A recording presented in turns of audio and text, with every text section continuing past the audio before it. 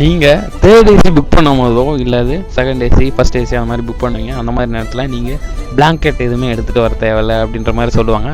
அது நீ சொல்லக்கூடாது. அது ஐஆர்சிடிசிலேயே உங்களுக்கு அது ஃப்ரெஷ்ஷான கவர் போட்டு தான் அந்த பிளாங்கெட்டை கொடுப்பாங்க. அதாவது வாய்க்கு வந்தபடியெல்லாம் பேசக்கூடாது. எதா இருந்தாலும் நியாயமாக பேசணும். இப்போ காட்டுற பாருங்க அந்த பிளாங்கெட் எப்படி இருக்குன்னு. அது இல்லாமல் இந்த கருப்பு நல்ல ஒரு பிளாங்கெட் இருக்கும் உங்களுக்கு போத்திக்கிற மாதிரி. அந்த பிளாங்கெட்டு தட்டினா தூசி வந்துகிட்டே இருக்குது. என்னன்னு எடுத்து பார்த்தா பின்னாடி ஒரு இன்ஸ்ட்ரக்ஷன் போட்டிருக்கு. அது நீங்கள் பாருங்க. அந்த இன்ஸ்ட்ரக்ஷனில் நெக்ஸ்ட் வாஷிங் டியூ டேட் அப்படின்னு போட்டிருக்கு. அந்த டேட் என்ன போட்டிருக்கு பாருங்க, 24 செப்டம்பர் 2025. அதை எடுத்ததுக்கப்புறம் 31 ஒரு வாரத்துக்கு கழிச்சு தான் இந்த பிளாங்கெட்டை துவைக்கணும் அப்படின்ற மாதிரி இன்ஸ்ட்ரக்ஷன் போட்டிருக்கு.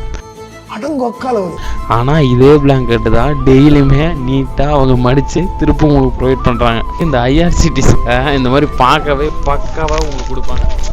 பரவாயில்ல, நல்லா துவைச்சி க்ளீனாக நீட்டாக கொடுக்குறாங்கன்னு நினச்சேன்னா கூட போக போக தான் தெரியுது எல்லாமே ஒரு வாரத்துக்கு மேலே ஒரு மாதத்துக்கு மேலே துவைச்சி தான் யூஸ் பண்ணுறாங்க. நீங்கள் பர்சனலாக ஹைஜீனாக மெயின்டைன் பண்ணுறவங்க வரும்போது தேர்ட் ஏசியோ செகண்ட் ஏசியோ ஐஆர்சிடிஸில் நீங்கள் ட்ரெயினில் ட்ராவல் பண்ணும்போது மறக்காமல் பிளாங்கெட் எடுத்துகிட்டு வாங்க. ஓகே, ஒன்றும் பிரச்சனை இல்லை. என்ன மாதிரி ஆளுங்களாக இருந்தால் யார் போத்திக்கிட்டா என்ன, நம்மளும் போத்திக்கிட்டு தூங்கலாம் அப்படின்ற மாதிரி நீங்கள் வச்சுட்டு யூஸ் பண்ணிக்கோங்க. நன்றி.